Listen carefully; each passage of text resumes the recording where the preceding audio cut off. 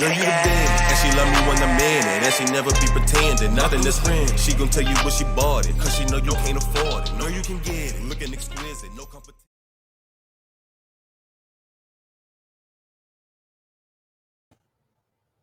Hello, hello, hello. Welcome everyone to the E-Spot with Camille. I am your host today. Well, I'm your host every Monday through Friday. I'm Camille Cower, and thank you so much for being for watching today. I noticed that someone's been calling it the E-Fam, so let's go with that. E-Fam, thanks for joining me. I'm very excited about my guest this entire week. Well, I'm excited about every guest I get because honestly, this is the coolest job I've ever had. I get to speak to people in all different walks of life who are doing their dream, living in their passions. And there's so much going on. I'm just making sure I turned off my Wi-Fi on all devices so that nothing gets slowed down. If you don't mind, my guest is running a little bit late because one of the joys of working in the entertainment industry, when opportunities rise, you have to go and get them. So she was discussing some business deals, and I'm not the kind of girl that's going to stop somebody's money. So I'm waiting for that, honey. All right. So Denise will be joining us shortly, hopefully very soon. Until then, this is a great time for you to go ahead and start liking, sharing, making sure that your friends and other fashionistas are definitely watching. And I wanted to mention a new partnership with Opulence MD. You guys have seen me wear the lashes. And of course, today I'm wearing a pair that I'm absolutely in love with. And I will post what they are in the comments so you can enjoy them as well because they're absolutely so much fun. They're so easy to put on. They're magnetic lashes. So for those of us who are a little, you can't always work with the glue. I'm not very good with the glue. So this gives me an option to be, you don't have to be so precise with it. I don't have to wait for things to dry, or even worse, I hated when people would put lashes on me and would have to blow on the lashes first. Like, it didn't seem very hygienic. So this is another option. You put on the liner, you put on your lashes. Guys, I know you have no clue what I'm talking about right now, and that's fine. Well, depending on what kind of guy you are, because it was actually my good friend Jeremy who kind of helped me figure out how to put lashes on myself, because it's easy to put on others, not so much on yourself. And as you tell, I did get some upgrades. Thanks for noticing, Mama. Olivia's in the comments. I got some new lights, so I'm playing around with them a little. I was playing with them a lot over the weekend because they can do all this fun stuff. I'll just show you real quickly because why not? I can change the mood as I see fit. Okay, I'm in love with this thing. So my new toy, having a lot of fun with it. And plus, now I can be, I don't have to stare right into a light the entire time and my eyes blink 100 times more because of it. I'm pretty sure of it. But anyway, very excited about having, oh yeah, don't look at my nails very closely.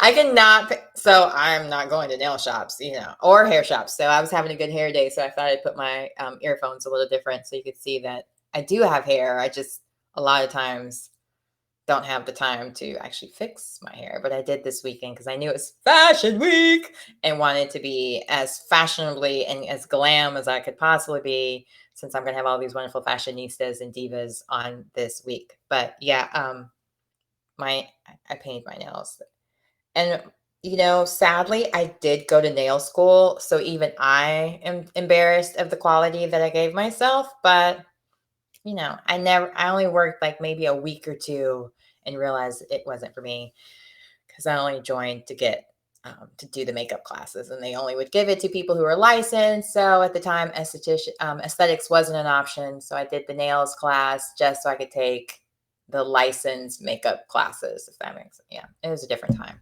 All right. Well, thank you guys all for watching and chiming in. I'm just going to real quick pull up the lashes I'm wearing so you guys can see as well. And being an affiliate means I get 15% off for you guys. So you can just use Camille15 and you too can get these beautiful lashes. And she's doing a lot of great deals right now, which it's very exciting. And I made sure I did not wear a pair that is sold out, because a lot of them are selling out pretty quickly, as you can imagine, that as people are getting back into work and realizing, oh, sanitary reasons, I can't use traditional glued on lashes. So these are the ones they're using. All right. Oh, I just realized I just copied and just pasted without making sure. Oh yeah, that's it. That's the one. So I'm wearing the Harris Essentials lashes today and just use Camille 50. Oh, see, cousin already posted it. I didn't even have to type it. Thank you so much.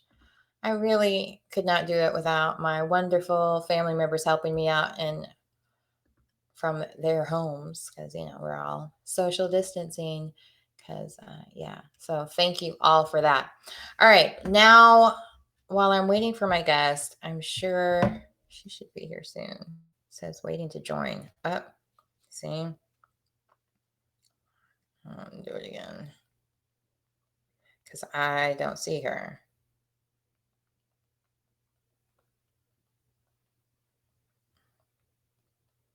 All right, bear with me. Sorry for that break. I guess some people can type and talk at the same time. I can't always do that, especially if I have to think about what I'm writing as opposed to just copying what somebody else just said. Yeah. Let's see. I hate when that happens. Sometimes it'll show that they're waiting to log in. And for whatever reason, it's not showing up on my side. So just to guarantee it's nothing on my side, I'm just going to do a quick refresh. So bear with me. You'll see a black screen for a second, and then I'll be back.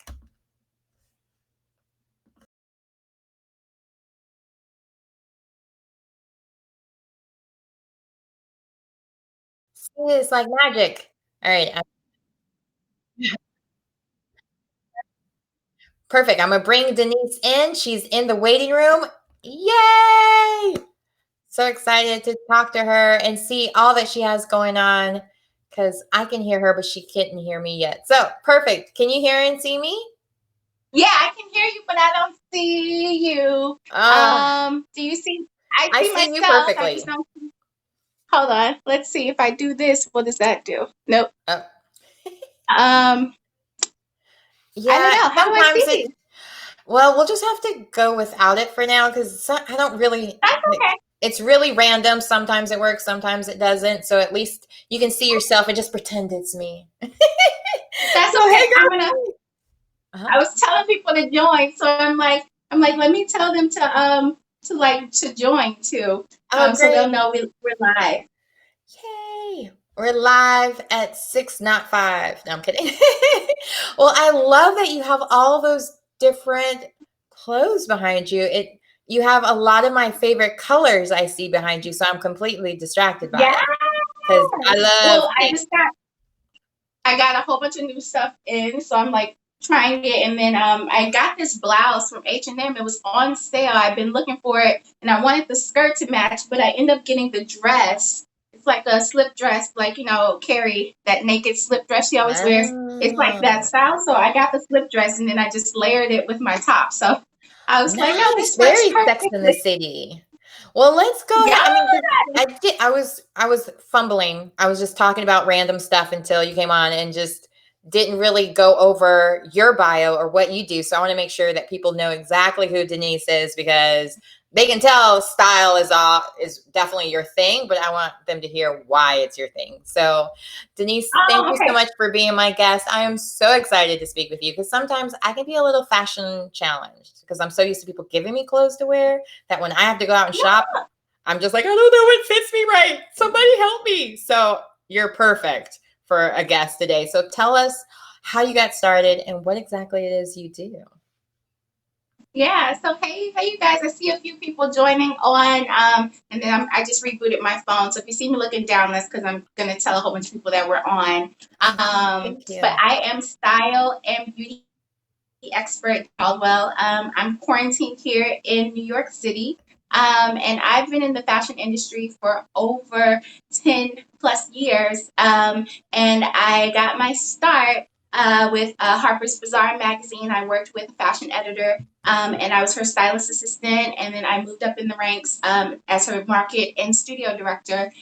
So we've had the pleasure to do many covers for Harper's Bazaar, the Drew Barrymore cover with the American flag, Sarah Jessica Parker running on the Brooklyn Bridge, and also working on her lovely perfume with the Home Shopping Network, Mrs. Obama, when she was in the White House. We worked with her on the fashion spread, and we only had 2 hours with her, although she did stay a Wow. little bit over to give us a tour and talk to us. And then we went on to kind of work with her team a little bit for a couple of her fashion favorites that she liked in the industry. Beyonce, Kendall and Kylie Jenner, Halle Berry, Post Baby, and just, a lot of different people, a lot of your favorite supermodels, from Tyra Banks to Iman to Hillary Rhoda, a lot of the Estee Lauder girls, Joan Smalls, Luann and Constance Jablonski.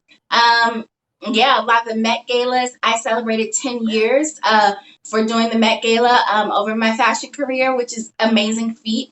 And then also TV shows, the Nate Burkus Show, The Revolution, The Doctors, Bethany Frankel's show, and currently as a style expert, I do Today's Show. I also contribute to the Dr. Oz show. I'm his go-to fashion girl. And then I do the Hallmark Channel, and I also do a lot of Fox networks in Philadelphia, Baltimore, DC, and Chicago and LA. So I like to say I'm the expert that is your friend in your head. We talk about fashion, we talk about confidence, we talk about style, we talk about what to wear, what to buy, how to rock it, and how to feel amazing in your clothes. But we also talk about what goes underneath with good bras and shapewear and underpinnings. And fellas, I didn't leave you out. I work with fellas sometimes too. But Right. for the Father's majority, Day is coming up, so I'm sure we could get some great tips for you as well. exactly. We're working on that now, my team and I, so I'm really excited about that. But yeah, it's been really great. I got a chance to be in the high-end industry for many, many years, a lot of New York fashion weeks, Paris Couture, and now I like to say that I am the expert that's commercial with a douse of high-end, because I've seen it all, been through it all, and now I'm helping my friends. Well, fantastic. So when you first got started in fashion, like how did that even start? Like how did you get a job with Harper's Bazaar? I mean, that's like, I watched Devil Wears Prada probably a million times at least. So that's like one of those coveted jobs that every girl in fashion would want to work or want to be affiliated with. They're one of the top one of the top print magazines in the world. So how did that even Yeah. come about? Well, yeah, I went to Howard University in DC. HU, shout out to my Howard HBCU, people. like, And I thought that I was going to go to med school and be a doctor. And then it kind of just switched on me. Chemistry was my major. It was my first love. And then all of a sudden I was like, you know what? I think I want to switch it up a little bit. I had a visual and performing arts background all my life. It's just that my test scores in math and science were very high. And, it was just suggested and mentored that I go ahead and, study chemistry or do something in the science and the mathematics field. So that's what I did. But once I got to Howard, that quickly kind of changed. I really tapped into, my visual performing arts background. And I just kind of was like, I ran from Miss Howard. I was heavily involved with all the homecomings, with coordinating and doing like behind the scenes work and stuff.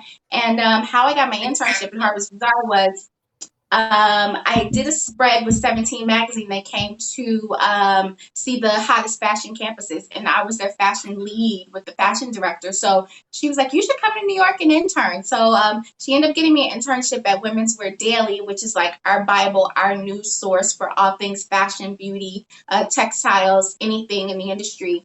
And that led to me interning for New York Fashion Week with Fern Malice. And for those who don't know, Fern Malice is like the creator of New York Fashion Week in Bryant Park. And so when I had the internship with Fern, I ended up meeting their new market director at Harper's Bazaar. And market directors, they're over all the market. They're over the American market, the European markets, both Italy and Paris, also the Canadian market, and the commercial market. So I met Nicole Fritton was her name, and she was like, email me. And I knew like the next week she was going to Europe because I met her at New York Fashion Week, but she replied anyway, and she got me an interview with her assistant, David Theobule, and I ended up interning in the closet with David. And then that kind of just transformed to everyone kind of knew that I wanted to perhaps be a stylist. So anytime stylists would come to the fashion closet, they'd be like, hey, Denise, go help them pack, help them organize, and do different things. So that really kind of transported me from being an intern to second assistant, which is kind of like an intern, but you get paid. So that's a great thing. Nice. And then once I did that, I assisted stylist George Cortina, who's a huge stylist, Brana Wolf, who does the Versace show. She also does Calvin Klein. She's just a huge fashion editor. And then I worked with Melanie Ward, who does Marnie and a lot of other things. And my first really paid gig with Harper's Bazaar was with Melanie Ward, and we shot with Karl Lagerfeld. And I'll never forget it. Wait, back up. The Karl Lagerfeld, Mr. Ponytail, black and white, rest in peace, The Karl Karl Lagerfeld. Lagerfeld. Yes, I mean, well, you know what? I would say, Camille, picture it. And you're such a fashion girl anyways. Like, you love these types of stories. So absolutely picture it. Picture it as Sophia would say from the Golden Girls. I've been binge watching all the Golden Girls. So she says, picture it. I'm already there. It's like Karl Lagerfeld and about 17 models, some supermodels, some up and coming, but these tall Amazons, and we are trekking around New York City. We shot at the Empire State Building, Grand Central Station, Times Square. It was amazing. And I just remember Mr. Lagerfeld also shot the photos. So he was not only in the photos, but he was also the photographer for them. It was just a surreal experience. It was my first paid job as a stylist assistant, and it was just so great. And I remember meeting so many amazing, important publicists from one of our huge PR firms, KCD, which does the Met Gala. They also represent European and American designers of all sorts. Remember meeting all the heads for KCD that was there, plus, Mr. Lagerfeld's team. That really kind of catapulted my career a lot too, because for that to be, a little brown girl from St. Louis, Missouri, and here I am, in the trenches, in the fashion trenches, working with Karl Lagerfeld and his team, and being heavily involved. It's not just steaming the garments, but really, running around, helping the models get dressed, being in the thick of it, not just in the trailer prepping the outfits. I was actually on set and could experience it and kind of really take it all in. So that was really a blessing for me. And from there, it just went on. I've been able to work with so many amazing designers like Naeem Khan. I worked with Naeem's team for about 14 seasons for Fashion Week with his show. I got to work with the great, amazing, late Oscar de la Renta. I was at the forefront when Prabal Gurung's career first started, Alexander Wang and Proenza Schooler, just a lot of different people that I've been able to be around, be on set with, use their garments for different things, and really just, soak it all in. And this was very early on in my career as well. So about that, because I'm just amazed by everything that you've done. And just thinking back when you started off at Howard, you were at med school, and just thinking about even just telling your parents, hey, by the way, I'm not going to go to med school. I'm going to do fashion instead. And just for it to kind of catapult into such great opportunities. And it's not very common to see brown girls in those positions. And for you to just keep getting one after the other, what do you think? What do you think was the reason that you were able to get all those opportunities? Not only just get them, but also just really shine and get that opportunity to not just be, like you said, in the trailer or just be that token. You actually were involved. How do you think that happened? Or what do you suggest for other brown girls that might want to try to get into that too? Because those are very coveted spots, and they're not spots that are usually it's usually you had to know someone and you went to private school together, or, it's not the easiest to get in. I think it's a really timing question right now too, especially where we are with everything with, all the fights for social justice, diversity, racism, and just really trying to bring it to the forefront, bring this this thing that's happening to our community to light, educating people along with empowering our people to, aspire, to inspire, to do more as well. So I think it's a really timely question. I really have to be honest though. It was God. It was a blessing. It could have went either way, I think it was timing. It was also for me personally. There were not any brown girls at Harper's Bazaar when I first was there as an intern. A lot of the Chrissy Fords, the Nikki Okanak, Nikki, a lot of other people, they came a little bit after I had already started interning there, which made it so much better because you kind of had some people that looked like you, and even if they didn't come from the same, background that you came from, at least they looked like you. We had that unity on that aspect, because when I first started, it was me and the lady that did accounts receivable, and she was another Black woman, and that was it. And she was an older woman, and I just happened to see her one day, and I was like, oh my gosh, she works here. What I remember. Where have they been hiding you? Exactly. And this, again, this was like, maybe like 13 years ago, if that, like as an intern. And then when I actually finished my internship, went back to Howard, graduated, and got, my career started and everything. It was good to see more of my fellow sisters in the industry. And some of them had truthfully already been there. It's just that either, Harper's Bazaar is a Hearst magazine, and then Vogue is a Condé Nast magazine. So that's like, New York and California. They're just kind of two different entities as far as, ownership in the different magazines and stuff. So you wouldn't necessarily know them because they weren't in the same building as you, and you didn't run into them in the cafeteria and different things like that. But it's great now that a lot of people do know each other because we kind of pounce around a little more as far as our careers. But I think for me, it was timing. It was also hustle. I don't know if people, watching, if you guys have ever met people from St. Louis, Missouri, but there's one thing about St. Louis people. We can make it anywhere. You can't spell hustle without putting the STL, and that's the acronym for St. Louis. I love it. So I love it. We will hustle. We will hustle hard, and we can kind of make it anywhere. So that really was it. And then I grew up, in such a diverse background with all the races and stuff that I grew up with. So, sometimes a lot of people say, oh, I grew up in an area where it was urban, it was a Black community, that type of thing. I grew up in a very diverse community. So that kind of, I think, may have given me some leverage too, where although I might have been the only Black in the room, they didn't see me as a threat or, that quote unquote stereotype, the angry Black girl, or, the Black girl that just it up. It was just like, oh, okay, she's Denise. Yeah. And, I know that can be frowned upon, and that's something a barrier that we're definitely trying to break.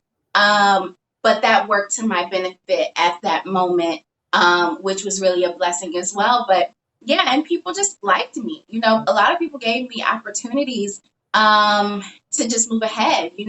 I remember when I got my first full-time stylist assistant job, the assistant had met me. We had worked together on a couple of things. I had hustled really hard, and I wasn't trying to be the person that was out to steal her job. I just was a sponge. I wanted to know how you do that. Right. And I was authentic and knowing and very genuine, like, okay, you do it this way, and, teach me, that type of thing. And then it wasn't like, oh, I did this when I didn't do it. A lot of times I learned a lot of people would take credit for work that they had nothing to do with. They had no hand in, just because they wanted to be privileged. And I just wasn't that type of person. I always feel like what's for me is for me. So I think that helped with my trajectory in the industry as well. So when that assistant was about to leave, she took me to the bathroom and she said, hey, I'm going to put in my 2 weeks. And I was like, oh, I'm going to miss you. Like, where are you going? Like, oh, okay. Yeah. Never really in my mind, like, oh, girl, who's going to take your job? Like, who's coming up for the job? Before I could even like get that out, she's like, I'm giving my 2 weeks and I'm going to suggest you for the job. Nice. And that's literally how I got my full-time job as a stylist assistant, where I had my own email with that company. I had a title, I had a consistent paycheck, and I was also able to go to Fashion Week. I was able to be at those PR events for different launches and stuff. And that really helped to establish me more because I had been freelancing a lot and, working with different stylists. But this was like my home. And I kept that job for about 6.5, almost 7 years, and moved up in the company. And that really established me more as well. And while I was doing that, you started to see more of your sisters coming into the industry too, which was really great. So I was excited about that. Now I have a question, just because you worked literally from the ground up, as far as being an intern, doing the work to get to where you are. Like, you definitely put in all your steps. What steps do you think the fashion industry, or more specifically in the magazine realm, they can do to try to change the narrative where there is more now I'm tongue-tied on the word, more inclusivity and more diversity, more people behind the camera, as well as in front of the camera, making those decisions? Or what do you think can be done? Because it's still an issue, because I'm sure even now, if they were to list their percentages as far as people of color, and more specifically Black people that work at their magazine, it would still probably be on the low end. Otherwise, Essence and all these other magazines wouldn't be needed for us to have magazines where we can get beauty tips and fashion tips from. So what steps do you think they need to make from your experience of working there? Yeah, and I just want to say too, like the Essence, the Ebonies, the Hello Beautifuls, those are definitely needed, because it's always great to have something that's like a Bible for yourself. Oh my gosh, and I'm trying to think of the name of Suede. I don't know if you remember the magazine Suede. I don't. It was amazing. It was a subsidiary that came after Vibe, but it only lasted for a little while. Amy, why can't I think of Amy's name? I'm so sorry, Amy. It's in my head. I want to say it's Barnett, but I think that's her married name, but I could be wrong. Amy was the editor-in-chief of Suede. She created Suede. It was amazing, and it was like the sister girl Bible. And fellas, my LGBTQ community plus, you guys were involved in it too. But it was like a directory of all the Black-owned businesses, beauty, hair, salons. They did a roll call, basically, U.S. worldwide, of where you could go, where you could shop. And then they had these amazing, luxurious, high-end stories. And the pages were really, really thick. It was like a huge Bible. And she maybe had like 6 issues. I think I have all of them in my storage unit. It's like a collector's item, but Suede was really a high-end glossy that was youthful, it was young, it was fresh, it was chic. It had a little ghetto fabulousness up in there. It was just amazing. And that team was really, really good. But to your point, having all those magazines like for us, by us, I think that that's so great. And I love that a lot of the teams that are involved in that, they're really diverse too. I mean, more so, it is a higher percentage of our community that works there and also produces those. But I just think that that's amazing to have.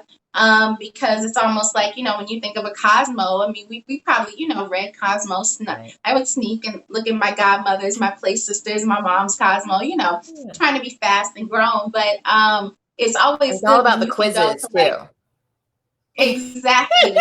It's always good when we're like, we have our own Cosmo, we have our own, and there's nothing wrong with that, because we still want to pick up a 17, a Teen Vogue, we want to look at a Good Housekeeping as well. But then we can also say, okay, we can go to our Urban Dictionary, and then that can explain more to us as well. So I think that it's good to have those because that's our base. But then it's also great when you see the Kalana Barfields, the Julie Wilsons. Julie Wilson was at Essence for a very long time, but now she just took a job at Cosmo, which is amazing. So I love that there is diversity. Chrissy Ford is at Harper's Bazaar. She's been doing a lot of the content digitally to talk about where you can buy Black, how you can support. And then now there's a few other movements like the 15% pledge, and then also pull up for change, which is using the hashtag pull up or shut up. Yeah. Mm-hmm. And so, they're really making brands, retailers, and different people accountable. So when you look at the masthead of the magazines, it's diverse, but it doesn't necessarily reflect the African American community as far as, diversity. And I know that's something that a lot of people now are, excited and empowered to change. And it's not really led by us. We made them aware of it. They're taking the reins and they're doing what they need to do to correct that. And I love that part too, because not always do we have to take the reins and then lead the charge. We can educate you about it. We can make you aware of it and just educate you a smidgen. And because you're qualified, you're more than capable to do it. And then once you're made aware of it, then you take the reins and you kind of say, we're going to change it. So I'm really hopeful in that aspect too. And then for those who are thinking of getting in the industry, reach out now, because we are socially distant. We are more than ever socially connected. Everybody's on social media. Everybody's checking their emails. So, pull up Everyone's that accessible. email. Yeah, right. Exactly. And say, hey, I'm such and such. And I know a lot of people say, even back, last year, even, before Corona came and everything, a lot of people say, oh, I don't know if it was good to, send them a message on social media. It doesn't matter. As long as you send it and it's something that has tact to it. It's something that's professional, polished, but still personable.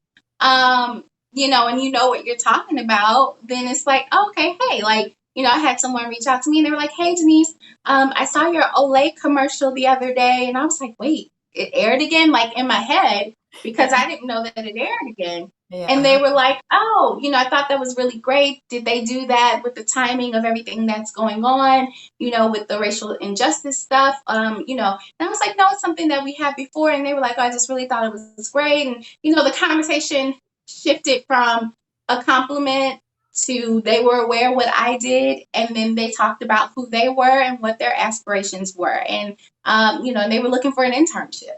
So I feel like it's taking little personable steps. There's this book that I love. Terrie Williams, she was an amazing publicist. She is an amazing publicist. Sorry, Terrie, I won't say that she was. I don't think she does a lot of PR as much. I think more so she kind of just mentors people and kind of consults every now and then. But Terrie Williams had a book called The Personal Touch. And it was a really good book. I got a whole bunch of my friends that when we graduated from Howard, I gave them books of it. And it's an older book, but I just feel like even within our social media era, even when, communication is, 50 seconds or less, I was like, we're still going to need that personal touch. So I was just like, you know what, let me give this book to them as like a Mayday, hey, because not everybody that you're going to work with is going to be our age or is they're not as digitally inclined as us too. So I think that's always something good. But Terrie Williams, The Personal Touch, that's a really good book. Okay, I got it in the comments. So it's Personal Touch Really Succeed at Business, right? Is that the right one? Yeah, I think, I liked it for that one, but it's by Terrie Williams. It's called The Personal Touch. Yeah, I think that's really something that people should read. I mean, because, a lot of people will read the books like Effective Personal Skills, how to, be a people person. Yeah. Yeah. And you're just like, a lot of those tips are from the Bible, actually. Yeah. And they just kind of tailored it to the career aspect of it. But a lot of those things are really biblical standpoints, which is funny to me. Well, a lot of people like to steal from different people, or remix, as they might call it. So exactly. I'm curious what your thoughts are now with fashion being, like everything was closed for so long, and magazines, everything was kind of at a standstill as far as advertising, print, and all of that. And just looking forward, how do you think that's going to change the industry? Even for you, like, have you noticed any changes that you have to do as far as what you're doing? I think for me personally, like, I wasn't that tech savvy, which was so funny. I have been trying to get on. I'm not tech savvy. Yeah. Like, I'm just like not. And then when I realized, I'm like, aha, I got it. So I've learned a lot of digital stuff. I laugh and say I've become a lighting specialist. I've become my own prop specialist. I got my wardrobe, like just different things. So I've learned some tangible skills that have really, really, really been great. And then It hasn't changed because I've started doing segments. I'm just actually doing them from the comfort of my home. I have a pretty decent following in Canada, so I've been doing segments in Canada as well. So things are starting to move and progress. You know, producers always reaching out saying, "Hey, do you have segment ideas? Send us have." So it's really just kind of expanded more in that aspect. Okay. And I think for me, because I'm a style, beauty, and lifestyle expert, so a lot of stuff that people want to know, like you said, Father's Day is coming up. So, you know, we're going to be talking about Father's Day stuff. And then, you know, it's going to be warmer and sundress season isn't canceled. So we're going to be talking about summer fashion pretty soon. And then my beauty stuff, with me, you know, partnering with brands like Olay, we're talking about SPF, because while we may be out protesting or in our phase 1 and phase 2 of, you know, going back into some type of normalcy, we still need to put that sunscreen and stuff on. So, you know, a lot of people have been testing out beauty products, trying to keep up, you know, their skin routines and try new things. So it's really like people have been looking to the people that they are used to seeing, you know, on television, online, to still give them tips and give them more tips because they're in their home and they can try more stuff. So for me, it kind of was just like, how did I want to assess everything? We always kind of assessed it as a team, and then, you know, my team's not able to come into my home, so it's like I'm the one woman show here, which I don't mind. Yeah. But it's like, you know, we assess everything and then we kind of just say, how can we move forward with this where it's still authentic? And then, you know, what are we allowed to do? What seems proper to do? What seems, you know, fair to do? And what also seems realistic to do? So we kind of just go with the assessment of it, you know, and then we want to always be authentic, and we always want to provide a service for, you know, people that look to me for tips, tricks, you know, and style hacks and different things. Well, So, I would be dumb not to take advantage of the fact that I have you right here and all of those wonderful bottles and beautiful colors that are behind you. So what are some of your tips? What are some of your favorite products? Like, do share. Like, I'm an esthetician as well. I was a spa director in my past life. So I'm just looking like, I know. ooh, We products. talked about Tell us. we talked Tatcha, but I know we talked about Kate Somerville, and I love Kate Somerville, so I use I Tatcha. don't I love use her Kate products Somerville. all the time. I I used to love work at Tatcha. Kate Somerville, and I'm not a fan because of how but maybe the products are great. It's been a while. She did dirty. Wait, I'll say okay. Well, here's a new one. Dr. Pawpaw. that. Ooh, Dr. Pawpaw. I haven't heard of that one. Now this is great because it's like he has different types of balms. Behind me, there's like 2 drawers down here really deep, and so I have all my beauty stuff in there. That was one thing I did during quarantine. One of the first things I did was organize all my beauty products. So I vowed to like put stuff that I daily use and then stuff that I don't. But Dr. Papa has like all these really good like ointments and stuff like that that you can put on there. It's like smoothing balm, and it's all natural, which is really, really good. So you can put it like on your elbows, your hands, your lips if they crack, but then they have ones that are in color that are a little more like pigments. So if you want to do like a cheek color or a lip color, they have them too. But I love Dr. Pawpaw. And then I have to drop something. The honey pot. Everybody's been talking about the honey pot because that's I don't know how you got products from the honey pot because they sold out big time when people came for her for that Target commercial, I believe. Yeah, when she first started at Target. And I actually had the pleasure. I do a IG series called Style Minute with Denise, and I had Beatrice Dixon on for one of my Style Minutes, and we talked about everything from, you know, faith, fear, and flourishing. And when I tell you, she's the most authentic person. Like, she's very poignant in everything. She's vulnerable. She's, you know, she dropped a lot of gems. And if people want to watch that one with Beatrice, it's still on my IGTV. But she was such a pleasure to meet virtually. And I ordered some of her products. She's now in Walmart, Whole Foods, Walgreens, and still Target. a lot of places. So I left up to get stuff from Walmart, and a lot of people that watched it, they were tagging us because they were started going to the stores, and where you couldn't get stuff shipped, you could still get it in the store. So I Okay. was like, well, why y'all didn't give me no more stuff when you went? So Yeah. exactly, but I love those wipes. It's the non-scented ones, it's the sensitive white ones, and then I got some of her sprays, her panty wash sprays, which are really good. You can use it as a deodorant as well because it always has like naturals in it.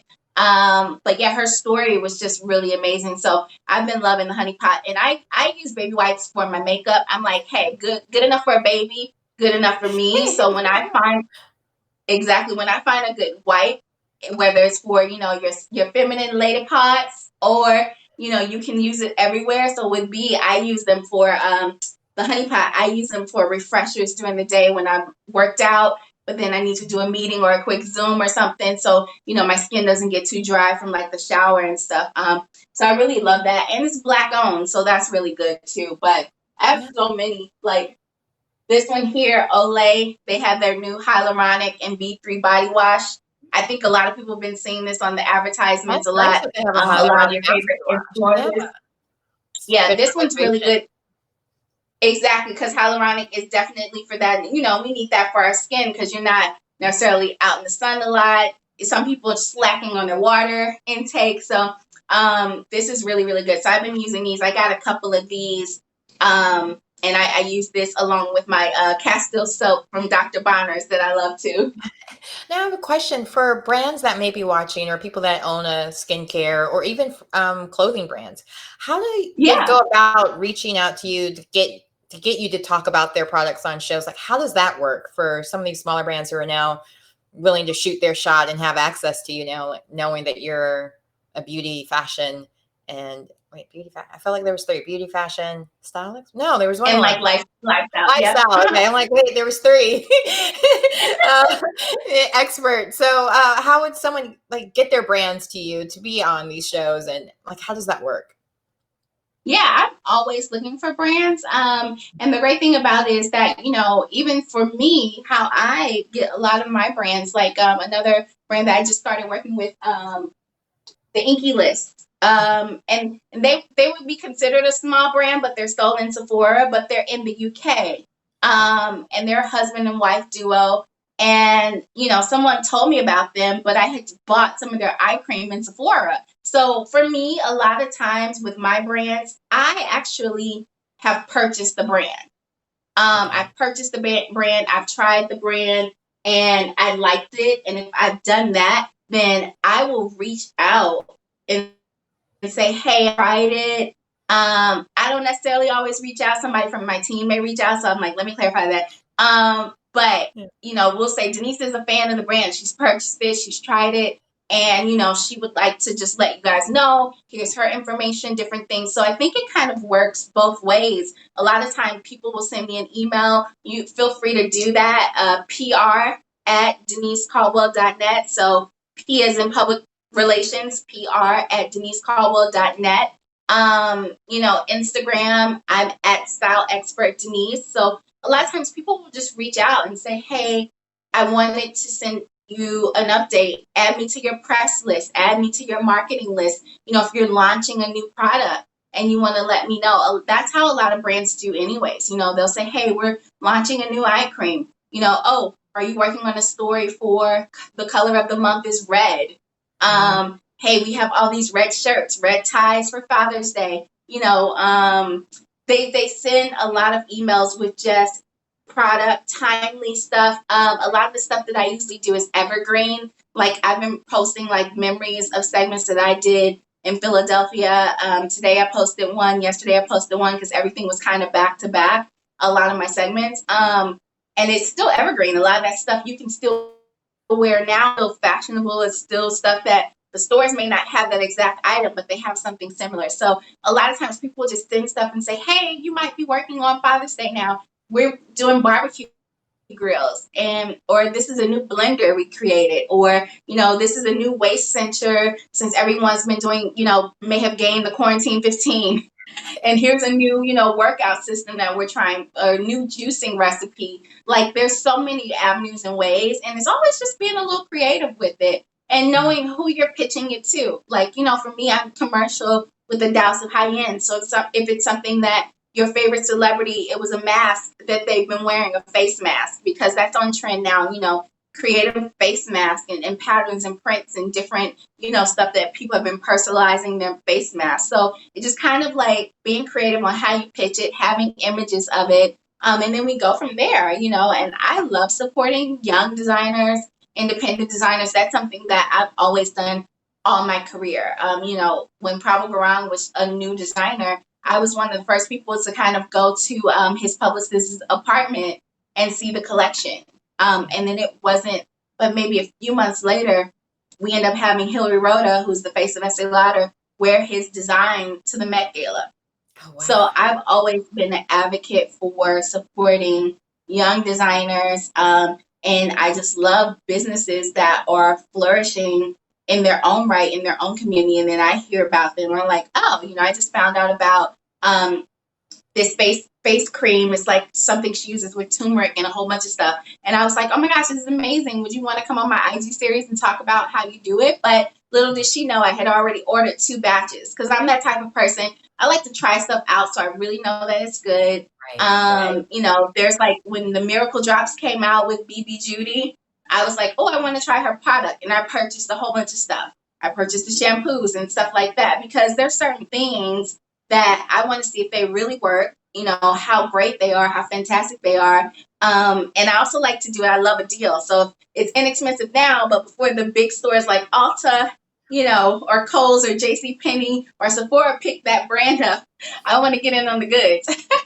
Very smart. Now, what trends are you noticing, or I'm trying to think, because like some people are starting to go back to work or maybe they're just still doing Zoom calls. What would be some of the trends that you're noticing now as far as fashion, or even the second part of that, just in case, what designers would you suggest that are up and coming that we should start watching or following as well? Yeah, I would say like, fashion's so much more accessible than it was before. It's like the microwave, we want it hot and we want it fast. If we see a diamond runway, if we see it online and our favorite, celebrities, our favorite influencers, we're like, we got to get that. And Target just launched a new collection with 3 different designers, which was really, really cool. One of them actually is Cushiony, and she's a African-American, beautiful designer. And Cushiony had a high-end, she has a high-end collection, but now you can get her designs in Target, which is really good. So they've come out with 3 different designers, 3 different launches of so many great things. So I'm super excited to get my hands on stuff. I'm in this group chat with a lot of my blogger friends, and I was like, they were like, yeah, it's launched, and I ordered. And I was like, I don't want to order. I want to go into Target and actually try the clothes on and just see what they look like and see them on the hangers. And partnership. And I can't believe I just saw something about Cushiony, because they were talking about I think it was even Harper's Bazaar, funny enough, where they were doing they were promoting on purpose. They were trying to promote Black designers to follow, Black skincare. They had like different segments done, and and Cushiony was like, I want to say the first or second one they mentioned. So I'm really glad to know that they also have a Target Cushiony for those who may have been unemployed for a while. Now you have some really great options. Oh my gosh, I'm in love. I'm looking at it right now. I know. I was gonna tell you. I was gonna tell you the other ones that were on there too, because it's so many good ones on there. There's a romantic style one. Lisa Marie Fernandez, who was a stylist by trade, she ended up doing a collection of like swimwear and stuff, but now she does like a lot of utilitarian type pieces, and so her collection's in there too. This very romantic, like whimsical brand. That's high end. It is absolutely beautiful. Yeah. And it's so good. So it's inexpensive, but it's really, really great. And the price point is good. And the designers had a lot of, consultation with, they had a lot of input in it. They really, made their mark, and you can tell this is a cushiony slip dress, but I got it for under $50. You know what I mean? Something that cost you like close to $1,750 and $2,200 that you got for under $50, which is amazing. And so I'm excited to actually go in the store and try things on. I know you guys are probably like, wait, why she want to go in the store? I'm that person. And even though I work in fashion, I still just love fashion. I've always loved it. My mom, my dad are fashion people. And so I get that from them. So going into the actual fitting room, trying stuff on, I also fluctuate my size. I've lost a good amount of weight. So I'm always trying to figure out what my sizing is for different brands and stuff. So I'm, just like you guys with a lot of things where I'm like, okay, I need to try the 12. Okay, oh, maybe I can squeeze into the 10. Okay, I'm gonna have to go to the 14. Like just different things. So that's why I feel like it's more relatable too when I talk about fashion to the masses on television, because I am a woman that has curves. I know how to conceal them. I know how to dress them. And then I've worked with other, real women that have been celebrities, or women that have come from different backgrounds, financially, they're able to afford a lot. And I'm able to take those tips and then make them tangible and accessible for, people watching me on TV. So I think that's one of my kind of success stories too, because people were like, fashion, but you're like so relatable and you're kind of funny. And okay, I'll try these Spanx on. Okay, I'll wear this shapewear. Okay, you think I really do need a new bra? And I'm like, girl, put that bra on, So I really like that part too. Foundation is a good foundation is everything. Exactly. It will change your life. It will, we've all had that time where our outfit was not as fabulous as it could have been. And it's because underneath, we didn't have what we properly needed to make it that way. And, if you're wearing stuff that's off the shoulders, you need something that's going to still hold the girls up, but still give face that you want, and, make sure everything looks nice and polished and put together. And especially since everybody is slowly but surely starting to go back to work or looking for a new job, looking for new opportunities, put your best face forward, but also your best fashion forward too. Right. Now, I have to ask this because, again, I did watch Devil Wears Prada a million times. When you were at work, was there really like a closet you could shop from for different events and so on? Was it really like, please tell me there really is a closet like that.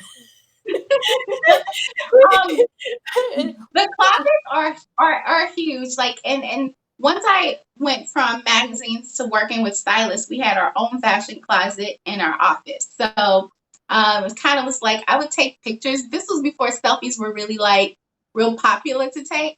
I would do my makeup on my Mac and my Mac computer. And a lot of times people say, you were doing that before that was even like a thing. I was like, I guess I could have been a beauty blogger back in the day, because I would do it so much to get ready for events, to get ready for the work day. For me, I didn't necessarily shop the closet because I've always been plus size. So I've always been curvy. I'm a little bit more slender in my curves, but they didn't have stuff that I could just pull off the rack and go. Maybe with shoes and handbags and stuff, that type of stuff. But as far as like the clothing part, no. But there were some people, especially if you were, it's a hierarchy. So the higher you up on the fashion food chain, then yeah, you could borrow something, or you could email one of your friends, at the PR house and say, hey, I'm going to this event and I probably will get photographed. Can I borrow a jacket? Can I borrow the dress or something like that? And it wouldn't necessarily be stuff that just went off the runway, but it'd be stuff that was maybe current collection or something that they had a few different samples of. And we've all had those moments. I mean, as I got more higher up and more senior, I felt that it was okay to ask, but I never did that when I first started. Like how Devil Wears Prada, he gave her a makeover, but he was the fashion director. Right. He could do that. Yeah, he could do that because he was the fashion director. But I remember there was an assistant. She borrowed a dress, and the dress was missing. And then we saw it on her Facebook page because it was missing from a designer. And the PR person was like, I'm supposed to ship this dress out, and I don't know where it went. I can't find it. And something just told me to go on the girl's Facebook page. And I'm like, you hear us asking about this dress, and it's on your Facebook page. So, different things like that. Some of those bad apples will make it bad for other people that were able to borrow things, because it's like they can't trust you, with a little bit of lax that they may have in the environment. But yeah, I mean, once you kind of are in there, people will dress you. People dress me now for certain things. Brands dress me for things, but there's also a return on that investment.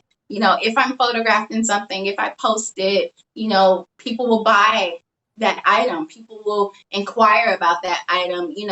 There's different things involved in that where they're like, oh, can you wear something that we've designed? Or, giving me a gift card to go shop and get some things, or, different things. So it's you kind of earn that along the way. But I never misuse it. Like, even when people send me items, I'm clear if it's something I don't use, if it's something I'm not going to wear, I'll send it back. Or I'll let them know, like, hey, people invite you to the showroom and you can grab a couple of things. And I'm just like, I may leave with like 4 items, but then there's some people that misuse that. They'll leave with like 12 to 20 items. And you're like, child, I was only gifting you like 5 or maybe even 2, but they don't want to tell you no, because you may be a big blogger. You may be a big, stylist. You may be somebody that has this huge following. So they don't want to tell you no, but then it's kind of like you messed that up for the next person. So I feel like in the industry, I have a lot of respect for people even wanting to do that. I'm still surprised now, and I'm 10 plus years in, but when people are like, oh, I want to send you something like this orchid, someone sent me the orchid. Another client sent me like some flowers. Some people send me some cookies. Don't send me no cookies. I'm watching my weight. But they were good. They were real good cookies, but it's just like, people will send stuff. Or I love lipstick. I love red lipstick. So I own probably maybe 50 red lipsticks. Wait, I OD on them. what is your favorite? Because that's always one of those things that people are always looking for, the best red lipstick. And I feel like Ruby Woo has had that title for forever. And I want to hear a new name. I mean, it could be because I work for Mac, so that I always hear it, but I'm curious what the new one. I did like Ruby Woo, and I like the Riri. Yes, Riri, you probably are the one person that was able to get it outside of, like, none of the civilians were able to find it. I got the Taraji one, but I didn't get that one though. I bought that one. I think I bought it. I think I bought it at the Macy's at Mac. Chanel makes a really good red. They come out with a red every year. That's like almost, it's like a liquid, but it's not too matte. It has a little bit of good texture in it. And there is this Black-owned beauty brand called the Lip Bar. They're actually sold in Target now.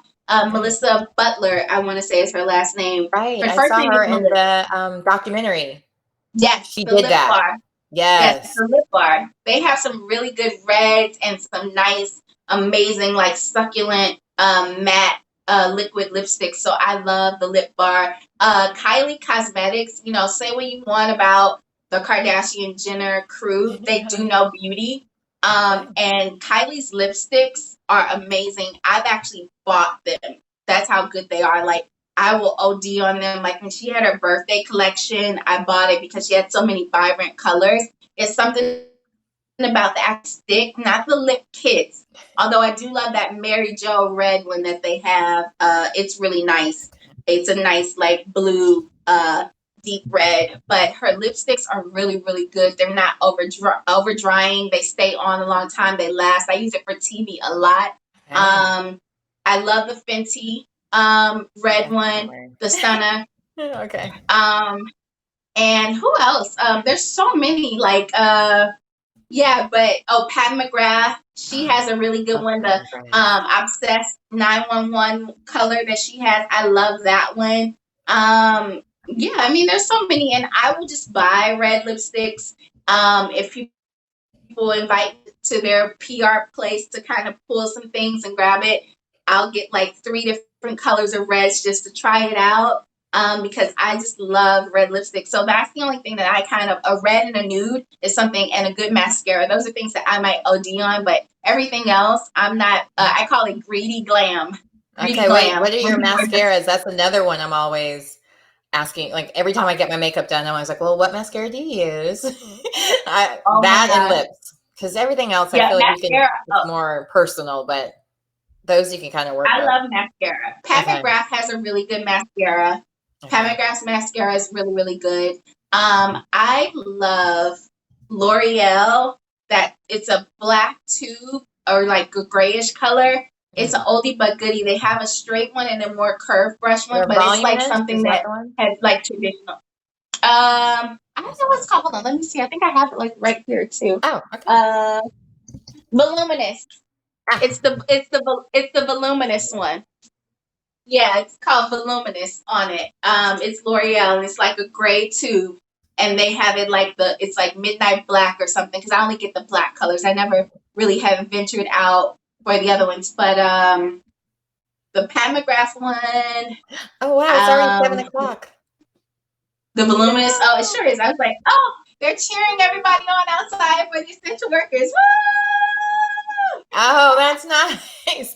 The joys of living in the city. Well, I won't hold you up because I know you have a celebration to get to, but where can everyone find you? Do you have anything coming up that people need to be aware of? Because I know you said you're doing a lot of segments in Canada, but when can we catch you here statewide as well? Yeah, so I have my IG series, Style Minute with Denise, and we usually do it. Usually try to do it at least twice a week at 2 o'clock Eastern Standard Time. And I post it on my Instagram, and I'll have the flyer and say like who we're featuring and stuff. I'm super excited. We're actually going to have this amazing Black barista on this week, and she owns a cafe in Brooklyn. And so she's going to tell us about how to make Haitian coffee, which is so good.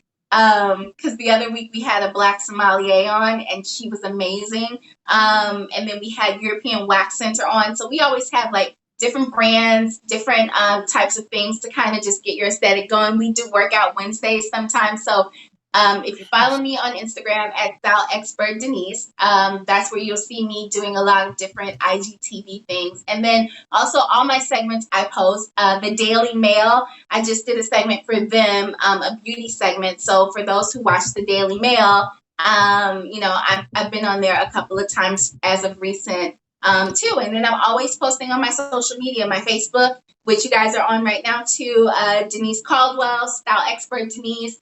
And then there's a little thing called Google. You can just put my name in, I'll pop right up.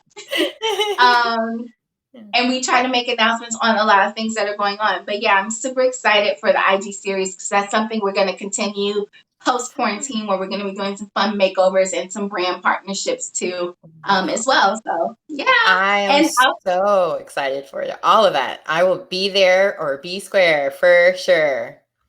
Exactly. And once we're really back up and running, you guys will probably see me in a fitting room near you. I'm always either hosting an event at like a local JCPenney, a Macy's, a Kohl's, and then we're also doing tons of TV segments too. So you either see me on a TV screen or you see me in a fitting room near you. Oh, fantastic! I'll have to see about if you're since you're doing all these different segments seeing about the lady who created Opulence MD. She's the lashes that I'm wearing. It's by an ophthalmologist. Yes! I'm like obsessed with them. I heard about her. You have? Okay. Yes, a few of my friends have started wearing them and stuff. And it's so funny because I love mascara. So I'm like, I'm not really a lash girl, but I love that everybody's really been doing it. It opens your eyes up, which is so good. It gives you that nice, really open, fresh look. So I love it. I'm obsessed. So yeah, I will definitely have to make sure I send her your contact info, or we'll work it out off air. But okay. This has been so much fun. Oh, now I got to have you back because I feel like we still had so much more to cover. You got to help Yeah. I love doing this. And then thanks for everybody that tuned in. And I know you do a replay of everything too. So if there's something people had questions about or, things that you want Camille to cover, you have some fantastic guests coming on this week. So I'm just excited for your whole fashion week. Me too. Oh, I've been away from set so long. So this is the great way to be like, oh yeah, I feel like I'm at work, but I can ask all the questions I want and not have to worry about interrupting shoots. So this is a great week. I'm very excited. Well, thanks again for being my guest and good luck with everything that you have going on. And we will be looking for you on the big screen and in the mall near us soon, hopefully. All righty. Bye, you guys. See you later. Bye-bye. Thanks again for being on. Bye. Bye-bye. Fashion. Turn to the left. That was fun. I'm doing my David Bowie song. yeah, I can't pay for the rights for that song. So just imagine along with me that we're going to have fashion keep coming through every single day this week. I either have a fashionista or someone that works in fashion tomorrow. It is Marcellus Reynolds, the creator, the author, the man behind Supermodels will be my guest. And then Wednesday, surprisingly enough, she used to be a designer for Oscar de la Renta. And I was going to bring it up, but we started talking about so many different other things. It was like, we'll bring it up later. But needless to say, Hope Davenport, who is the creator of Haute Trade, where they trade designer clothing. She'll explain more on Wednesday. I can't wait. Then Thursday, male model who has worked countless fashion weeks. I didn't forget about you guys getting information about style and modeling, how he got started. And he was also on a little tiny movie. Maybe you heard of it, maybe you didn't. John Wick 3. He was also on that. So it'll be very exciting to hear all the different stories he can share and just give advice about modeling, how he got started and making that transition from modeling and to acting. And then Friday, I will have Charisse Mills, who's a singer from Trinidad, but she's lives in California now, and she's going to talk about her career in singing, and she's a little fashionista too. You can see, Google her and you'll see what I mean. Beautiful clothes she's always wearing, and can't wait to have her on Friday. But I'm also going to do a couple of Instagram lives this week as well. So tomorrow you can catch me at 3:00 on my Instagram. I'm going to do an Instagram live with an author, Miss Lizzie Zoe. Oh, wait, now I'm trying to remember if Zoe is her first name or last name. My bad. Lizzie Zoe. I am doing an Instagram live with her. We're going to talk a little bit about race relations when you're married in an interracial relationship. We're going to talk a little bit about that because it's a question that gets asked of me a lot. So might as well have someone else who's also going through it, so we can share both of our different views on what it's like going through all of this with that. And then Friday night, an after hour, so to speak, after the show, I'm going to talk again with Sergio Davici, who's my Thursday guest. We're going to talk again on Friday night on Instagram Live. We're just going to talk fashion, modeling, quarantine life, and he's really big into workouts, so maybe I'll work out with him. Probably not, because it's after the show and I'll be probably still in my glam. But needless to say, it's going to be a great week. Thanks for tuning in. Make sure you share with your friends, because you don't want to keep the E-Spot the best kept secret, right? Great. So thanks again for being my guest, and can't wait to talk to you guys again tomorrow. See you at 3:00 if you can make it over at Instagram. Otherwise, 6:00 with Marcellus Reynolds. I cannot wait. Thanks again.